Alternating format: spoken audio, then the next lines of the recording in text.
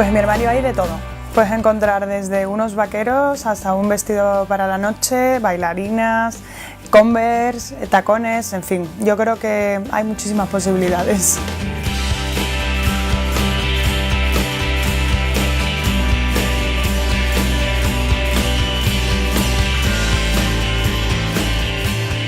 ¿Cómo lo organizo? Yo soy muy ordenada.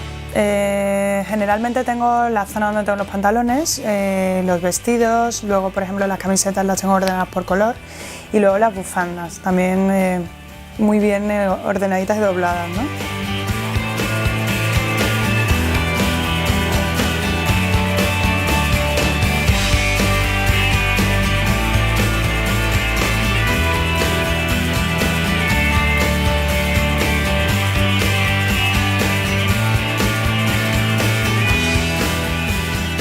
No faltaría nunca jeans. Jeans de todas las formas, desde pitillo hasta más anchos, vaqueros en todas las variedades.